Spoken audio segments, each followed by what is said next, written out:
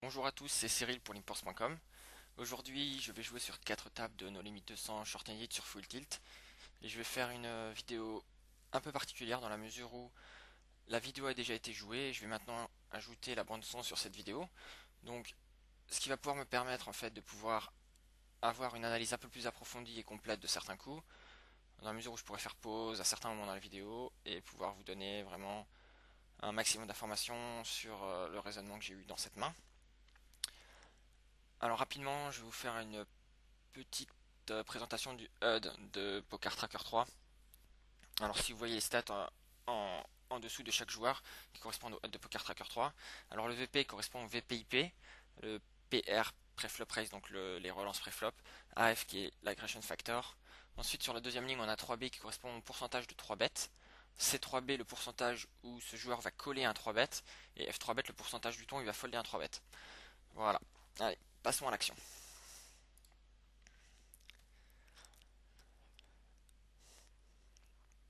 Alors on commence assez fort avec As-4 sur la table numéro 4. Il faut savoir que je vais donner des numéros à chaque table. Donc la table numéro 1 sera la table en haut à gauche, table numéro 2 en haut à droite, table numéro 3 en bas à gauche et table numéro 4 en bas à droite. Voilà, donc As-Roi sur la table numéro 4, qui est évidemment une relance tout à fait standard. On est 4 joueurs à la table, et donc je me retrouve au cut-off dans cette situation. Sur la table numéro 1, 9 et 7, on a un min raise. J'ai la position sur le joueur qui a relancé, je vais payer. C'est une petite relance, bon, pas vraiment d'incidence quoi qu'il arrive. Alors je vais faire pause pour quelques informations sur la table numéro 4. Donc si on a un joueur short stack qui nous relance en big blind alors que j'ai As-Roi au cut-off, donc j'ai relancé As-Roi. Bon, ici il faut savoir que le call et le fold sont totalement interdits. Le seul move à faire est de faire tapis. Ici je joue de manière assez agressive et As-Roi constitue vraiment le top de ma range d'ouverture au cut-off. Ici c'est possible que le short stack relance avec des mains que je domine en plus, d'autant plus qu'il peut relancer à tapis avec des mains type As-Dame, As-Valet, As-10. Donc ici vraiment, pas vraiment de question à se poser et le move à tapis est tout à fait standard. Et sur la table numéro 1, bon, j'ai totalement raté le flop donc je vais simplement folder. Et sur la table numéro 4, je trouve un bon flop en étant en free roll, c'est-à-dire que je ne peux pas perdre ce coup et je ne pouvais que le gagner au flop. Et finalement on partage.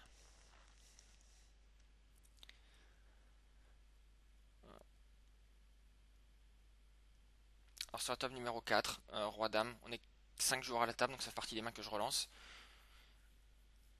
Ici 7 et 8 sur la table numéro 1. Alors je vais faire pause. On a un joueur qui a posté la blind hors position, donc le joueur 6h 1981 qui a posté sa blind hors position, c'est-à-dire qu'il n'a pas attendu que ce soit à lui de poster sa blind en grosse blind, il l'a posté avant.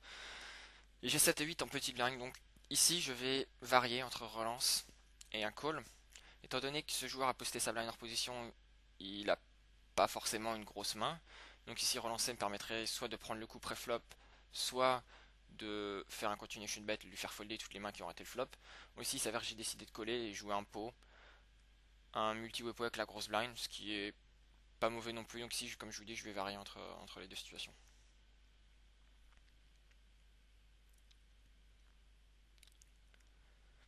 Et sur la table numéro 2 maintenant, avec 5 et 6 suités, ici je vais 3BT le joueur qui a ouvert au cutoff. Donc le joueur qui a ouvert au cutoff, donc Divination 808, est un joueur assez tight, assez tag, qui ne relance pas beaucoup de mains, mais qui doit quand même également ouvrir son jeu en fin de position, donc ici au cutoff. Ici je vais relancer pour plusieurs choses. Tout d'abord on est en début de session, et en début de session je cherche toujours à avoir une image agressive.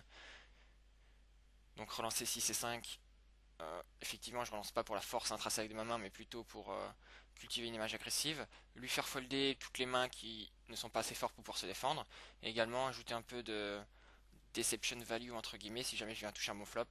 Ça va être assez difficile pour mon adversaire de me mettre sur ce type de main, donc ça peut être intéressant dans ce genre de situation.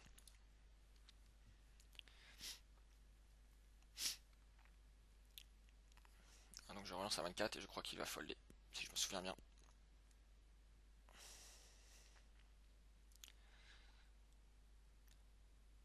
Alors sur les deux tables du bas, on a également deux situations intéressante. Je vais faire pause encore une fois.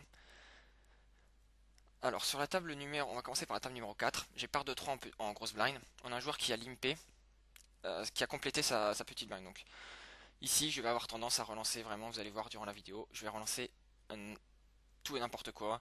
Ici, on a un joueur qui complète sa petite blind, donc il a probablement pas grand chose pour ne pas avoir relancé. Il sera également hors position durant toute la durée du coup, donc ça va être très difficile pour lui de pouvoir jouer les mains qui liment de manière profitable hors position face à un joueur agressif qui va lui mettre de la pression au flop, au turn et à la rivière. Donc ici, c'est une relance assez standard et soit gagner le pot pré-flop ou soit vraiment mettre la pression sur mon adversaire au flop et turn et river et lui faire folder pas mal de mains. Alors sur la table numéro 3 maintenant, on remarque qu'on a une situation assez intéressante de squeeze play. Si jamais la petite blind va folder, et je crois que la petite blind va folder, on a un joueur qui relance au cutoff, donc qui a des stats 38-21. Donc on remarque que c'est un joueur assez loose, qui va relancer beaucoup de mains en fin de position. Et on a un joueur qui paye au bouton. Bon, il est assez tight, mais il paye au bouton, donc il peut payer avec également un assez large éventail de mains en étant en position. Donc ici, l'idée en fait c'est de relancer ma main, donc valet dame, essayer de faire folder le cutoff, et si le cutoff vient folder, le bouton va folder également très souvent. Étant donné que le cutoff est plutôt loose, il va ouvrir, comme je l'ai dit, beaucoup de mains, et il aura assez peu souvent une main pour pouvoir se défendre dans ces situations. Donc ici je pense qu'on a un spot de squeeze play assez intéressant. Donc voilà, donc on a la petite blind qui fold, donc ici je vais relancer valet dame pré-flop. Alors malheureusement, si je me souviens bien, les deux joueurs payent, ce qui n'est pas forcément le résultat escompté. Bon, ça nous permettra de voir un flop. Alors sur la table numéro 1, on a deux limpers. Je suis au bouton avec roi dame. Ici, je ne connais pas exactement la hand range de mes adversaires pour limper, mais j'ai une main plutôt assez forte, j'ai la position, donc ici je vais faire le ménage et je vais relancer. Et sur la table numéro 4, donc, le joueur en petite main a payé ma relance. On trouve plutôt un bon flop avec, pour notre paire de 3, donc avec une paire sur le board, ce qui est toujours intéressant, étant donné que ce sera très difficile pour la petite blind d'avoir une paire. Si jamais il a pas de paire en main, il peut avoir qu'un 5 pour faire une paire ou un 10 pour avoir relance, et les probabilités sont assez réduites. Donc ici c'est le type de board où je vais faire un continuation bet avec vraiment toute ma range, étant donné que je m'attends à ce que l'adversaire ait très souvent raté ce flop. Et sur la table numéro 3 maintenant, donc j'ai été payé par mes deux adversaires. Et je trouve plutôt un bon flop pour plusieurs raisons sur cette main. Alors tout d'abord, j'ai squeezé pré-flop. Et quand vous squeezez pré-flop, vos adversaires ont tout de suite tendance à vous mettre sur As-Roi. Donc le fait qu'il y ait un roi au flop est finalement une bonne chose pour ma main, enfin tout du moins pour la main que j'essaie de représenter, étant donné que maintenant je vais leur faire folder toutes leurs petites paires, toutes les mains qui n'ont pas un tirage sur ce type de board. Et sinon au niveau de ma main telle qu'elle est, donc valet dame, je trouve un tirage par les deux bouts, ce qui est plutôt une bonne chose étant donné que j'ai un tirage vers les nuts. Et c'est toujours intéressant de jouer avec les nuts, évidemment. Alors, sur la table numéro 4, j'ai été mine relancé par la petite blind. Ici, je sais pas trop quoi en penser encore maintenant. J'ai déjà vu des joueurs me mine raiser ici avec des mains comme roi 7, valet dame, enfin vraiment tout, un peu tout et n'importe quoi. Donc ici, je vais pas folder tout de suite, je vais payer, évaluer ce qu'il va faire au turn et à la rivière. Alors malheureusement sur la table numéro 3, donc avec valet dame sur le bord droit 10-4, je faisais autre chose en même temps que je jouais et j'ai été time out et donc je n'ai pas pu miser ce flop. Mais dans l'idée, comme je vous ai expliqué, c'était vraiment le type de flop que je veux miser. Donc ici voilà, je m'apprête à miser, finalement je prends trop de temps et je me suis fait time out. Donc bon, je vais revenir dans la main, mais dans l'idée voilà, je voulais vraiment miser ce flop. Et malheureusement, pas pu le faire. Alors sur la table numéro 4, donc j'ai payé la relance. L'adversaire maintenant check le turn. Moi aussi pas vraiment de raison de miser. Je vais jamais me faire payer par moins bien quart de 3. Donc je suis assez content de la checker jusqu'au bout. Et c'est ce que je vais faire. Alors, sur la table numéro 3 maintenant. Donc je trouve le 9 de cœur qui me donne les nuts. Alors maintenant c'est l'objectif c'est de mettre de l'argent au milieu. Donc je mise à peu près donc un peu plus que la moitié du pot. Je mise 2 tiers pot. Alors, la rivière n'est pas forcément la meilleure carte. C'est même une carte assez horrible pour ma main. Maintenant, elle, enfin, il suffit d'avoir une dame pour avoir la carte, évidemment. C'est le fait que le valet soit de pique ne m'importe pas vraiment. Le pot était 3 BT pré-flop. Donc ici, si vous voulez, je vais pas vraiment me soucier de la flush. C'est possible qu'il ait la flush. C'est possible qu'il ne l'ait pas, mais bon, d'une manière générale, c'est pas vraiment quelque chose sur lequel je vais apporter beaucoup d'attention. Et ici, donc l'adversaire lui reste 131 de tapis. Le pot est à 160, donc la bonne mise à faire est de faire tapis. Donc c'est ce que je vais faire. Ici. Et sur la table numéro 4, donc l'adversaire avait effectivement un 5 et on a checké la main jusqu'au bout. Donc bon. Alors sur la table numéro 3, l'adversaire va réfléchir, réfléchir et réfléchir et finir par folder. Et si on s'intéresse rapidement à sa range, c'est possible qu'il ait une main type valet 10. Euh, donc pour vous rappeler le coup rapidement, donc le joueur qui est au bouton avait payé une relance du joueur du cutoff et a payé mon squeeze encore en position. Donc un joueur assez tight, c'est possible qu'il paye en position avec des mains type valet 10, 10 et 9. C'est possible également qu'il ait 8 et 7 pour avoir payé au turn. Qu'il ait un tirage quinte par les deux bouts au turn, que le valet lui donne également la quinte. Donc en fait, si vous voulez, je pense que checker cette rivière avec valet dame, ça reviendrait à perdre beaucoup trop de value parce que si l'adversaire a quelque chose comme 10 et 9, qu'il a 8 et 7, qu'il a valet 10, il va également checker derrière. Et c'est avec ce type de main qu'il pourrait également me payer mon tapis. Donc ici, je pense que le push est assez intéressant pour justement éviter de perdre de la value sur ce type de main. Bon, malheureusement, il s'avère qu'il réfléchit, réfléchit et va finir pour folder, je crois.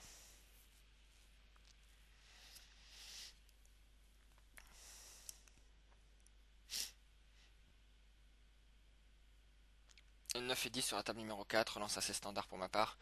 Toujours pareil, relancer beaucoup de mains, être agressif au bouton, mettre la pression sur vos adversaires quand ils sont en blind et les décourager de venir dans le coup. Donc je pense vraiment que sur la table numéro 3 que un vilain a une décision difficile à prendre et ça m'étonnerait pas qu'il y ait quelque chose comme double paire ou la quinte par le bas ici. Bon, malheureusement il fold. Ce qui est regrettable aussi c'est que je n'ai pas pu miser le flop parce qu'en ayant misé le flop l'argent serait parti au milieu plus facilement. Et vous avez chose intéressante à noter aussi qui était au niveau du bet sizing. Vous avez remarqué que j'ai misé 45 dans 70. Il n'y a pas vraiment de besoin de miser beaucoup plus que ça. Ici, le pot était 3 BT pré-flop, donc il n'y a pas vraiment d'urgence à mettre l'argent au milieu. En fait, si vous voulez, sur deux streets, vous pouvez mettre l'argent au milieu assez facilement. Donc si j'ai misé 45 et que vous avez remarqué qu'à la rivière, il me restait plus qu'un pot de size bet à miser. Donc c'est-à-dire que la taille de son tapis était inférieure à la taille du pot. Donc ici, aucune raison de miser beaucoup. En fait, des petites bêtes suffisent à pouvoir mettre l'argent au milieu jusqu'au bout.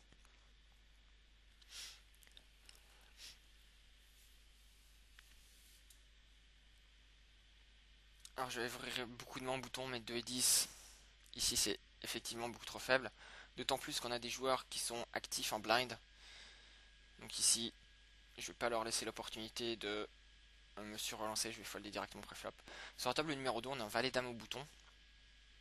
Un valet dame offset au bouton. Ici, c'est le genre de situation où je pense que le call et le fold sont acceptables. Ici, je crois que j'ai foldé si je me souviens bien. Mais un call ne me choquerait pas plus que ça et ne serait pas forcément mal joué. Je crois que je fold si je me souviens bien.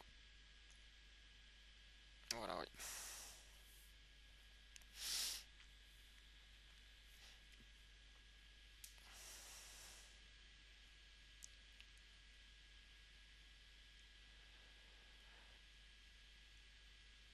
Alors par contre, si c'est foldé jusqu'à moi sur la table numéro 2, je vais évidemment ouvrir valet dame au bouton.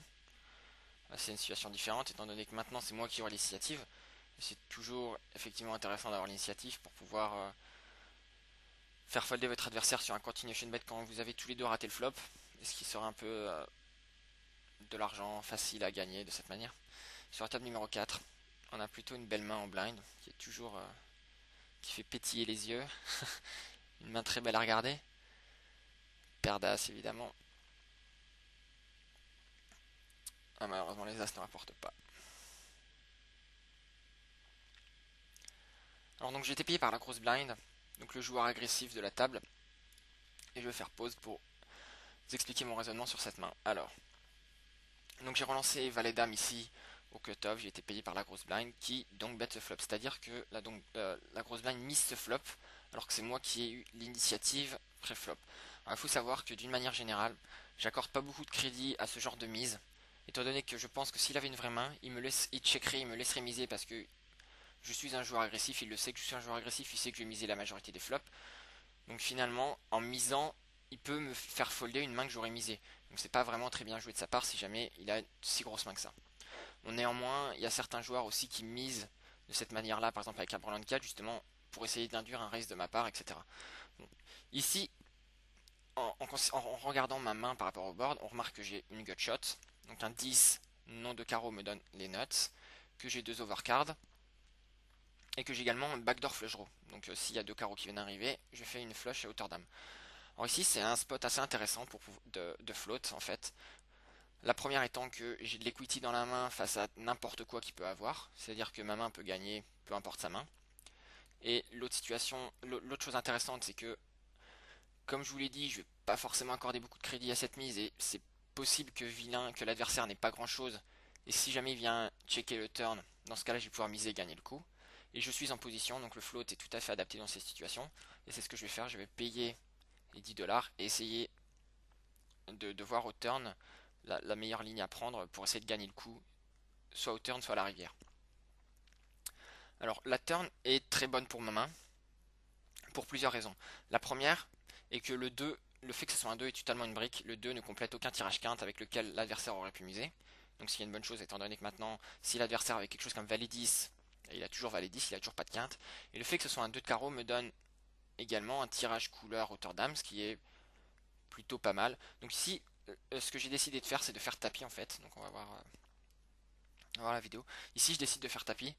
Parce que, encore une fois, je pense que l'adversaire n'a pas forcément grand chose dans cette situation. Et si jamais je viens à être payé, et encore une fois, j'ai encore de l'equity dans la main, c'est-à-dire que je peux encore gagner le coup même si l'adversaire vient me payer, mais la majorité du temps, il va folder. Et je crois que c'est ce qui va se passer ici dans cette situation. Voilà. Donc si c'est un coup assez particulier, et je vais y revenir tout de suite d'ailleurs, je vais vous présenter un outil qui s'appelle PokerStove. Voilà. Donc pour ceux qui ne connaissent pas, PokerStove est un outil qui vous permet de faire des calculs d'équité dans les mains, c'est-à-dire que vous rentrez une main ici, donc vous rentrez une main par exemple. Vous pouvez également rentrer une end range de votre adversaire, taper le board et calculer l'equity dans la main, donc c'est-à-dire le pourcentage de chance que vous avez de gagner cette main avec votre main par rapport à la end range adverse. Alors j'ai préparé un petit texte pour vous présenter, pour faire une petite étude mathématique de ce coup qui je pense était intéressant. Alors pour vous rappeler le board dans cette main, donc le board était 8 de carreau, 4 de cœur, 9 de carreau et 2 de carreau. Et au turn, le pot est à 35 dollars. Donc ma main est 2 et valet de cœur, dame de carreau. Alors, au turn, on a l'adversaire qui mise 23 dollars et il lui reste 80 dollars derrière. Donc la taille du pot à ce moment-là est de 58 dollars.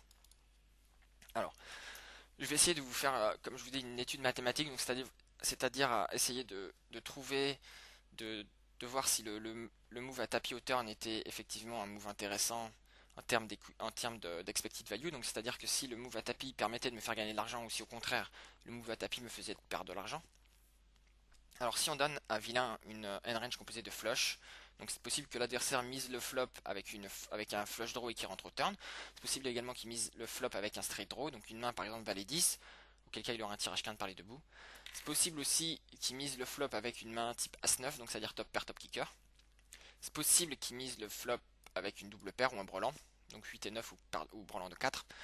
Donc on va essayer d'assimiler ça à une range à donc paire de 4, As-10 de carreau au cas où il a une flush, donc As-9 si jamais il a une top pair, top kicker, Valet 10 s'il s'avère que il est un straight draw, donc il y a un tirage quinte par les deux bouts, double paire, et ici c'est les mêmes mains mais en offsuit. Alors, il faut remarquer également que cette end range est très solide et constitue le top de sa range. Ce que je veux dire par là, c'est que ici, cette end range est composée de mains que vilain va miser exclusivement pour value parce que c'est des belles mains par rapport à la texture du flop. Et que finalement, dans la réalité, cette end range ne sera pas aussi forte. La end range de vilain ne sera pas aussi forte Étant donné que c'est également possible que vilain mise avec des mains beaucoup plus faibles que celles que j'ai énoncées, c'est possible également qu'il mise avec des bluffs les plus totales. Donc ici, notre equity dans la main va d'autant plus augmenter que vilain va bluffer dans ces situations. Et surtout, notre fold equity va augmenter d'autant plus dans la mesure où, quand on va faire tapis à la turn, vilain va folder évidemment tous ses bluffs. Donc ici, on a une hand range assez solide, mais je pense que dans la réalité, cette hand range n'est pas si solide. Mais bon, pour la facilité des calculs, on va rester sur cette hand range là. Alors maintenant, on va utiliser PokerStove pour justement calculer notre equity dans la main face à cette hand range. Alors on va ajouter le board, donc il y avait le 8 de carreau, le 4 de cœur, le 9 de carreau et le 2 de carreau. Notre main était le valet de cœur, dame de carreau. Et ici, donc la hand range de l'adversaire était donc brelan de 4, as 10 suité, as 9, valet 10 donc pour le tirage quinte, 9 et 8 pour la double paire. Je crois que c'est tout. Voilà. Alors, PokerStove nous indique que nous avons 45,6% d'equity dans cette main. C'est-à-dire que si jamais l'adversaire vient à payer notre tapis au turn, on a 45% de chance de gagner le coup. Et effectivement, n'importe quel 10 nous donne la quinte, n'importe quel valet ou quelle dame nous donne une paire supérieure aux paires actuelles du board, donc nous donne possiblement aussi la meilleure main, et tout carreau nous donne effectivement aussi une très bonne flush. Donc ici, il faut savoir que, bon, on a quand même une excellente equity dans la main dans cette situation. Et c'est vrai que même sans paire, on a quelques tirages, on a des overcards, mais on a une très bonne equity dans la main face à la range de l'adversaire. Alors c'est ce que j'ai ajouté ici donc dans l'analyse. Donc face à cette hand range, donc valet de cœur, dame de carreau, environ 45,6 d'equity au turn. Alors maintenant, ce qui va être intéressant de faire, c'est de calculer donc le V, donc c'est-à-dire l'expected value ou l'espérance de gain du tapis dans cette situation.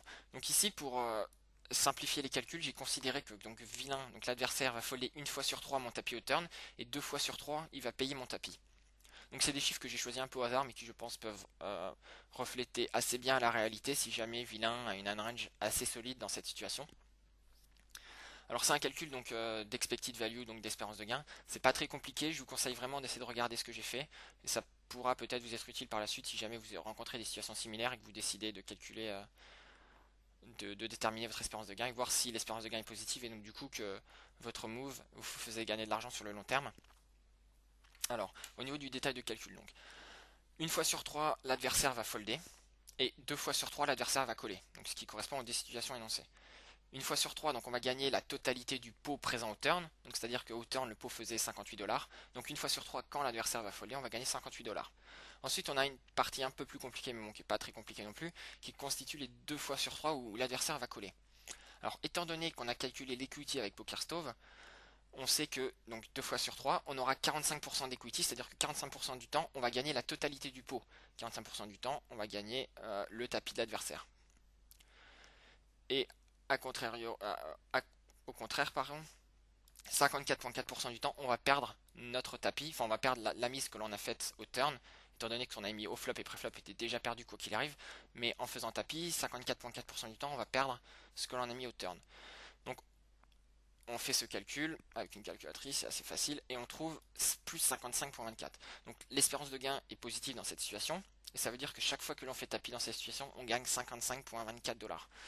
Alors je pense que c'était assez intéressant de faire cette analyse, dans le sens où c'est pas forcément évident de remarquer que ce move qui peut vous sembler assez fancy par exemple, est finalement un move qui vous rapporte de l'argent.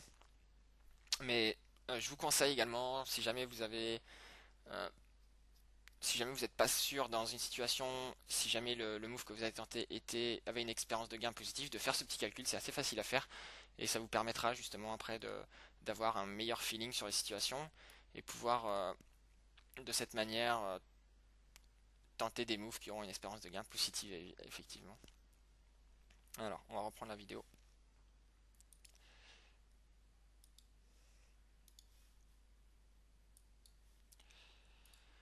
Voilà.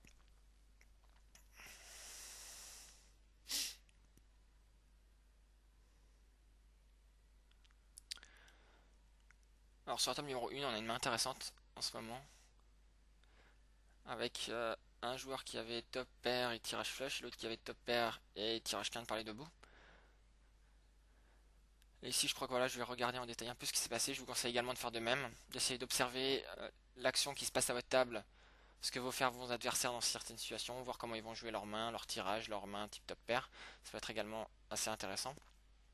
Alors, ici, je vais faire pause avec As-Roi sur la table numéro 3.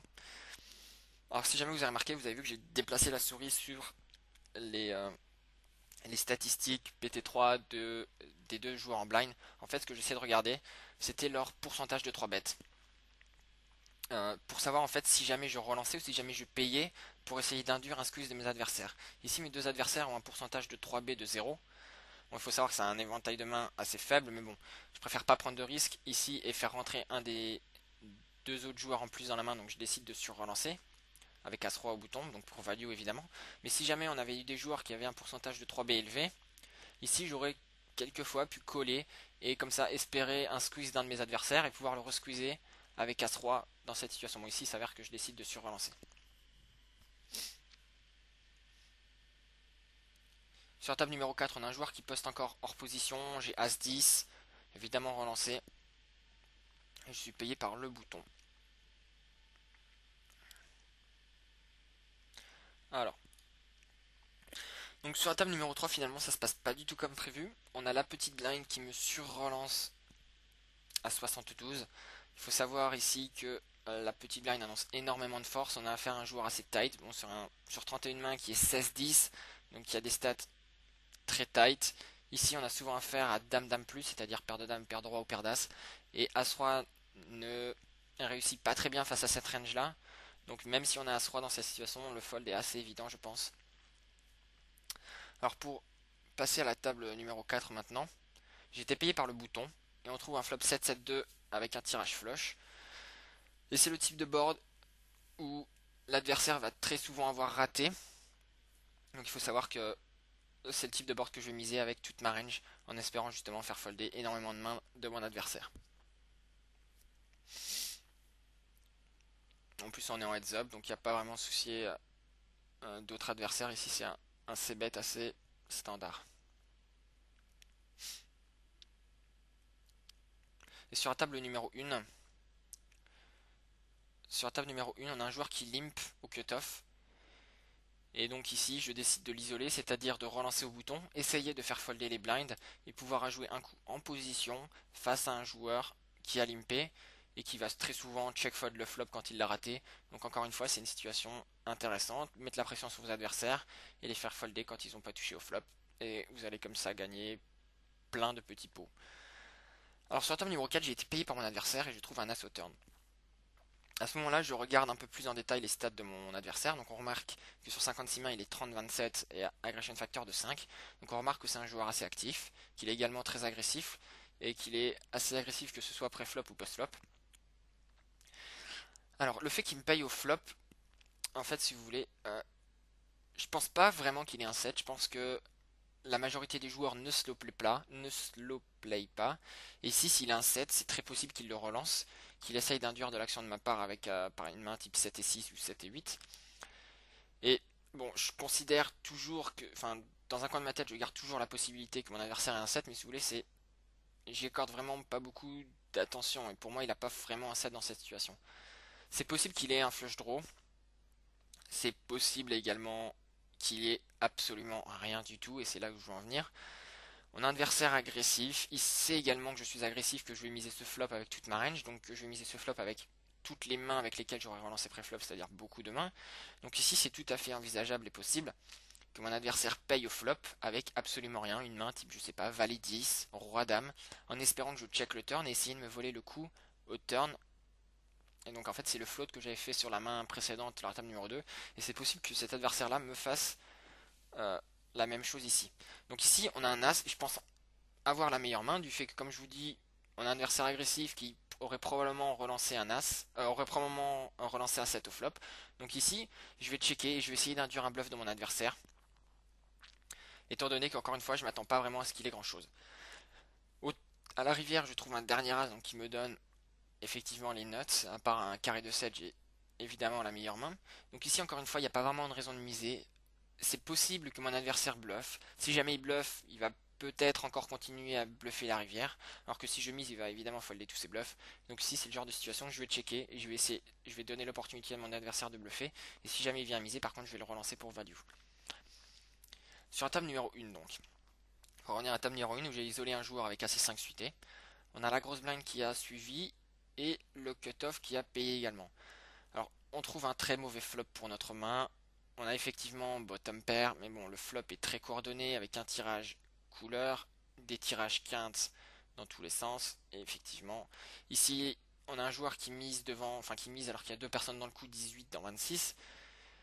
Ici, si vous voulez, je suis jamais devant, je suis même pas devant un tirage. C'est possible qu'il ait quelque chose comme par exemple, je sais pas, euh, roi dame de pique par exemple, auquel cas il est favori face à ma main. C'est possible également qu'il ait des tirages quintes avec des overcards dans une situation où je suis pas vraiment favori non plus. Donc ici c'est vraiment un fold assez standard, assez évident. Et voilà, je vais vraiment lui donner du crédit. Il mise alors qu'il y a deux personnes dans le coup, d'autant plus que, encore une fois, ma main n'est pas vraiment favorite face à n'importe quel tirage. Donc ici, fold assez rapide. Et sur la table numéro 4, donc je check la rivière avec mon full. Et donc il mise 86 dans 128. Donc maintenant je vais relancer pour value mon full.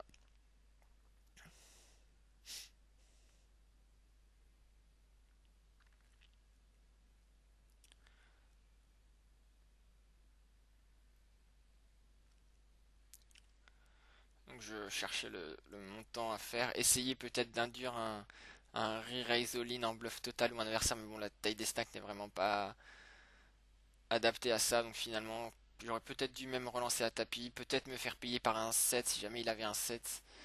Bon, finalement, il fold assez rapidement. Donc je pense qu'il était vraiment en bluff le plus total et qu'il avait absolument rien sur ce board.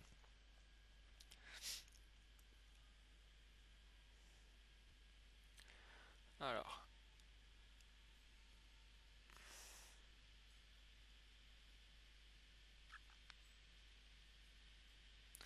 paire de dames sur la table numéro 1. Espérer un peu d'action sur cette main.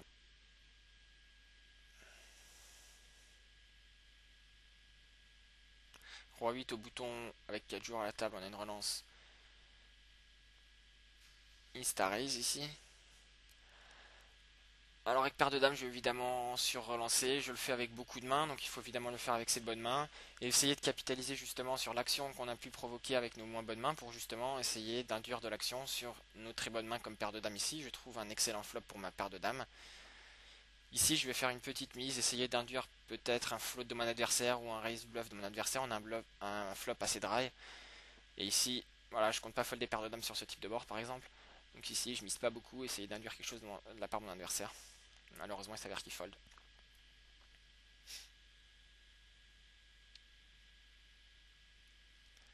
Alors, en AC8, suité, en petit blind, je vais relancer face à la grosse blind. Et je trouve un bon flop pour ma main AC8. Ici, je vais checker pour... je vais essayer de vous expliquer pourquoi. Alors en fait, si vous voulez, c'est ce type de board, donc As de 2. C'est très probable que mon adversaire ait absolument rien sur ce type de board. Et finalement, s'il a pas d'As, il va très souvent folder sur un continuation bet. Donc si vous voulez, c'est le type de board que j'aime miser avec tous mes bluffs, étant donné que si mon adversaire n'a pas d'as, il va pas pouvoir continuer dans la main. Ici, il s'avère que j'ai un as, donc ici je vais entre guillemets slow player ma main et checker et essayer que mon adversaire trouve quelque chose au turn et que je puisse avoir un peu plus d'action de cette manière-là.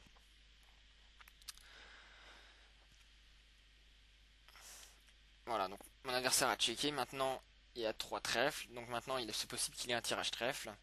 Et ici je vais évidemment miser pour value. Et c'est si la rivière n'apporte pas de trèfle.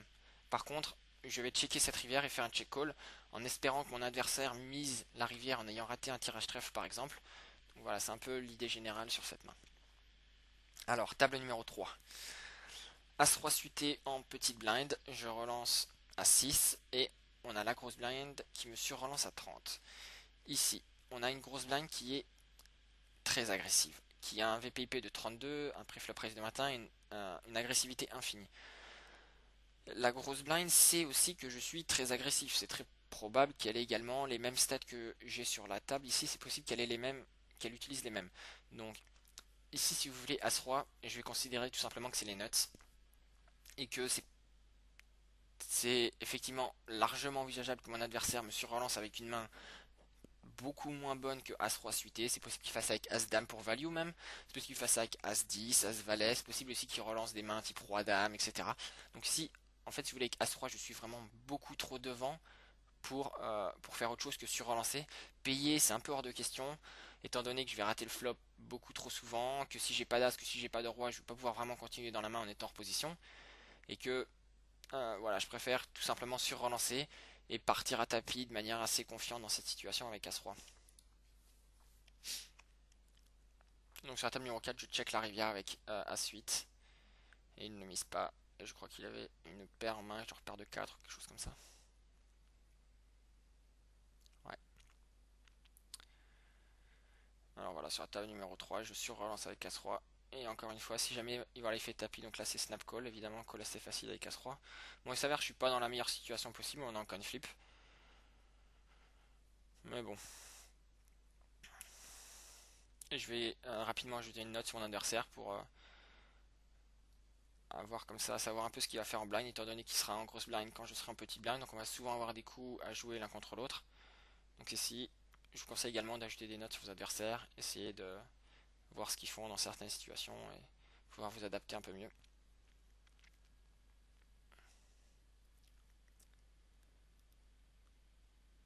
Mais encore une fois, ça peut peut-être vous paraître bizarre de partir à tapis alors qu'on a un stack plein avec As-Roi, mais je vous assure que l'adversaire est agressif, il sait également que je suis agressif.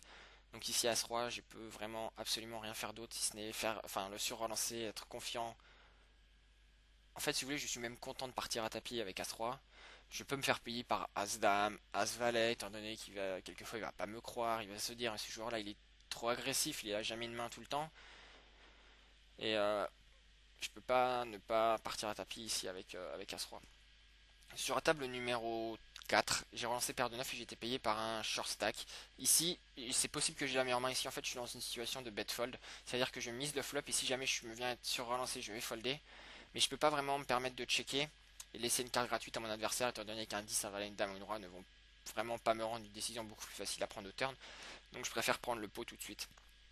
Sur table numéro 3, on a la petite blind qui a limpé.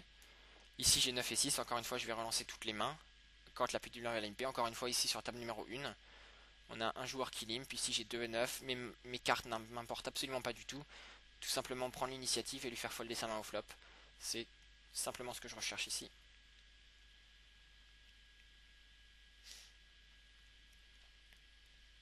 Sur la table numéro 3, rapidement vous dire quelque chose au niveau du metagame qui va peut-être se produire sur la table numéro 3. Ici je relance Roi-Dame encore une fois pour value. Bon c'est voilà, par rapport à ce qu'il peut avoir c'est évidemment devant. Roi-Dame est une très belle main. Et aussi le fait que on soit parti à tapis la main d'avant avec As-Roi face à paire de 7, il a dû remarquer que voilà finalement je partais pas à tapis avec n'importe quoi. Donc c'est possible aussi que maintenant il m'accorde un peu de crédit et que finalement il me surrelance pas forcément avec n'importe quoi. Enfin ici s'il vient me surrelancer par exemple je fold. Voilà c'était simplement. Et ici paire de 10 et As 10 et là on a des relances à faire en petite blind. Encore une fois 8 et 9 au bouton. Toujours relancer, mettre la pression sur vos adversaires qui sont hors position.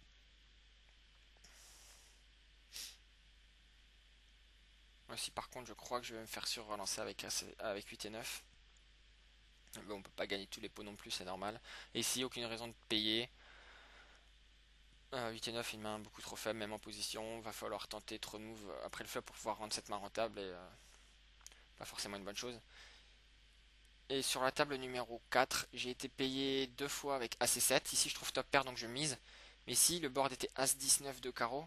Et si jamais je n'avais pas eu top pair, ici, c'est le genre de board où j'aurais totalement abandonné le coup face à deux adversaires. Il faut savoir que c'est très probable que mes adversaires aient touché également ce flop, tout du moins qu'ils aient au minimum un petit tirage quel qu'il soit. Donc ici, si jamais je n'avais pas touché mon as, j'aurais check fold ce flop. Sur la table numéro 3, j'ai relancé 10 et valet, j'ai été payé par un joueur short stack qui m'envoie tapis ici. C'est un peu la même situation que face à paire de 9, ici je suis en bet fold, c'est-à-dire que je vais miser le flop et folder si jamais il vient me faire tapis.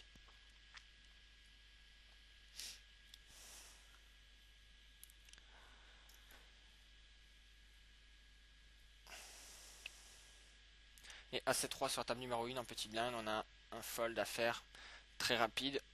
Je vous déconseille vivement de jouer des mauvais As hors position. C'est le genre de main qui a des reverse implied odds assez terribles, c'est-à-dire que si jamais vous touchez un As, eh bien vous n'êtes pas sûr de gagner beaucoup d'argent si votre adversaire n'en a pas, mais si par contre s'il s'avère que votre adversaire a également un As, il aura un As meilleur que le vôtre.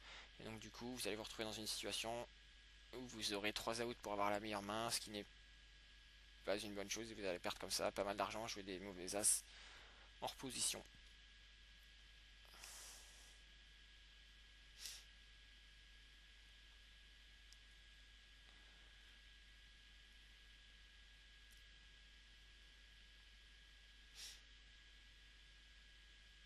Quelques petits soucis avec le portable qui rame, ça a l'air d'aller mieux.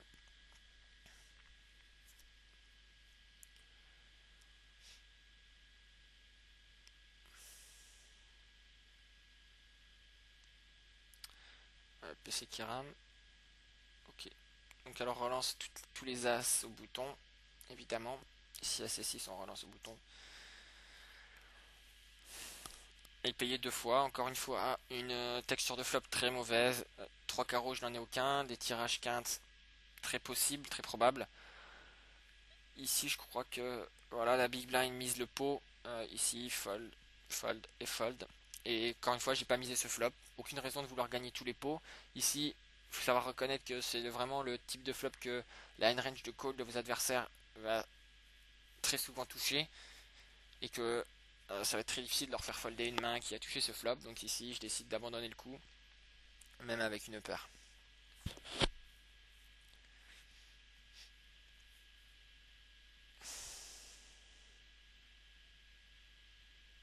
Ici, 5 et 6 suité, c'est un raise c'est lose. On n'est que 5, je suis UTG. On a un joueur qui joue beaucoup de mains en grosse blind. Bon, ici, il s'avère qu'il fold. On a un joueur qui joue beaucoup de mains, donc je vais essayer de souvent jouer des coups contre lui.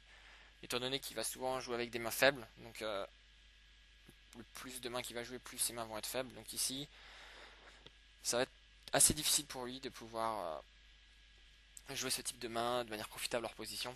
Donc je vais essayer de jouer beaucoup de mains face à lui. Et tous les rois suités relancent au bouton également. Donc roi et 2 sur la table 4. Alors relancer au bouton.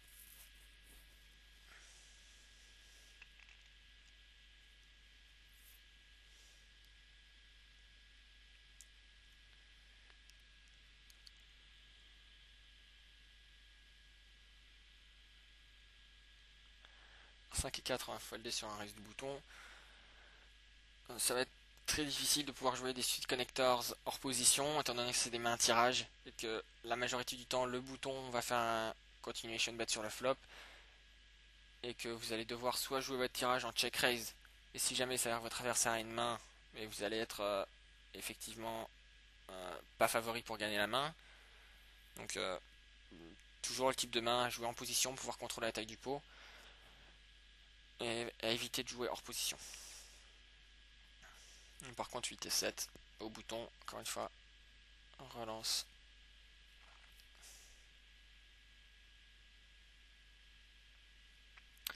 Alors, sur la table numéro 4, j'ai As-Roi UTG plus 1, donc je relance. Et le bouton nous sur-relance en position à 24, et c'est le même bouton que la main précédente où on avait le flop 7-7-2 As-As. Encore une fois, ce joueur est très agressif. Avec As-Roi, je vais encore une fois considérer que j'ai les nuts. Il peut me sur-relancer avec un très large éventail de mains, que ce soit des paires, des suited connectors, type Valet 10, 9 et 8, etc. Paire de 5.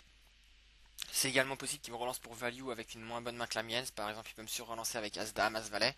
Donc ici, vraiment, avec As-Roi, l'idée c'est de mettre l'argent au milieu et de le sur-relancer tout de suite et éviter de voir un flop hors position si jamais je touche pas d'As, si jamais je touche pas de Roi. Je vais pas pouvoir continuer dans la main alors que c'est possible encore que j'ai toujours la meilleure main. Donc ici, vraiment, l'objectif c'est si jamais j'avais été en position, j'aurais très bien pu payer son raise en position, mais hors position, j'évite de le faire et je préfère jouer mon As-Roi de manière très agressive pré-flop. Ça a tellement d'equity pré-flop que voilà, l'idée c'est vraiment de gagner le coup pré-flop ici avec As-Roi.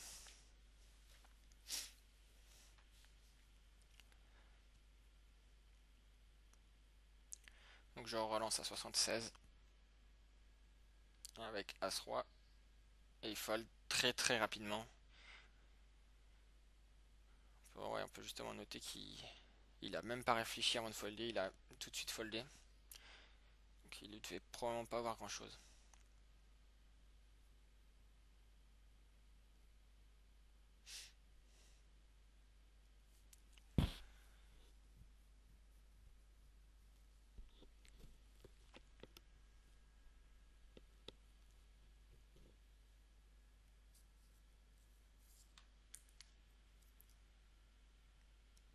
Et pour en revenir à As-Roi, je suis pas en train de vous dire qu'il faut tout le temps partir à tapis pré-flop avec As-Roi, évidemment, c'est pas du tout le cas. Mais par contre, face à des joueurs agressifs, donc comme ici dans cette situation, on avait un joueur qui est très actif à la table, et que avec As-Roi, je serais beaucoup trop souvent devant, ça a une range de 3 bêtes au bouton pour faire quelque chose d'autre que le sur-relancer ici.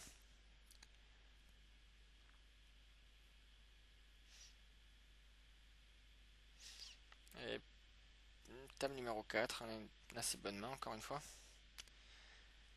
Le Aces.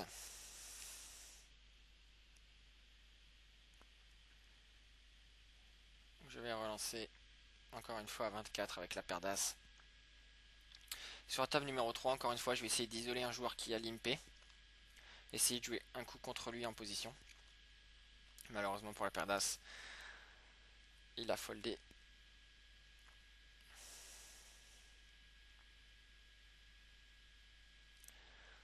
Alors sur la table numéro 3, on trouve un très mauvais flop. Je vais faire pause. Et vous donner voilà, quelques infos sur la texture de ce flop. Donc un flop très coordonné. Il n'y a pas de tirage flush, mais bon, le flop est quand même effectivement très coordonné. Ici, face à deux adversaires, je n'aurais pas continuation bet, j'aurais simplement checké et foldé sur n'importe quelle mise de mes adversaires. Ici, par contre, face à un seul adversaire, je vais quand même continuation bet. Donc sa range de call a très bien pu toucher ce flop, mais c'est possible également que je lui fasse folder des mains type As-10, Roi-Dame, Roi-Valet, Dame-10, Dame-Valet, etc. Vraiment, ce type de main, je peux lui faire folder. Donc ici, je vais faire un continuation bet, mais encore une fois, face à deux adversaires, j'aurais pas continuation bet ce flop, en m'attendant que trop souvent un des deux adversaires ait vraiment touché ce flop. Et si jamais je viens me faire payer ou me faire sur-relancer, j'abandonne tout de suite la main dans cette situation ici. Donc si l'adversaire me sur-relance, j'ai un fold assez facile à faire maintenant.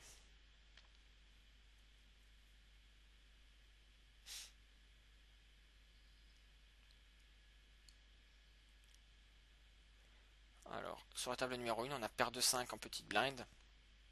On a la petite blind qui nous relance, donc ici on va simplement coller avec paire de 5 et jouer le coup en position. Alors on trouve plutôt un bon flop pour notre paire de 5, étant donné qu'il n'y a pas de grosses cartes, un As, un Roi avec lesquels il aurait pu nous payer. Et simplement un 10 et un 6.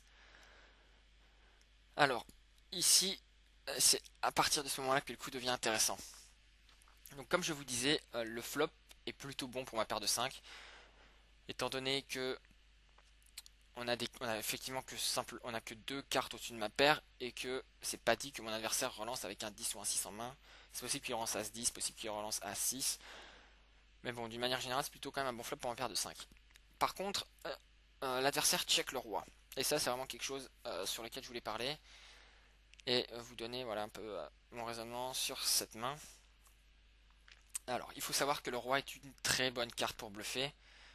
Et que finalement, quand je paye le flop,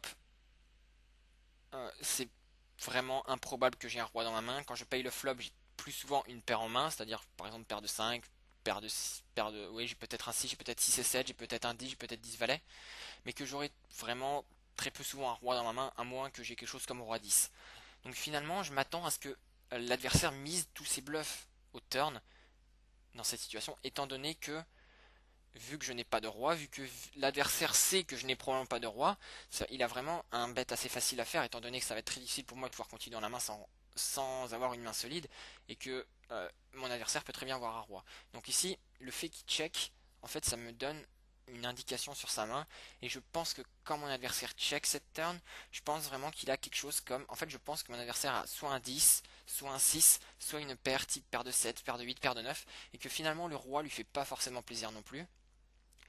et que c'est possible qu'il essaye de jouer un petit pot avec sa main quelque peu marginale et qu'il essaye pas de construire un gros pot. Bon ici, évidemment, pas vraiment de raison de miser avec ma paire de 5. Je suis content de checker.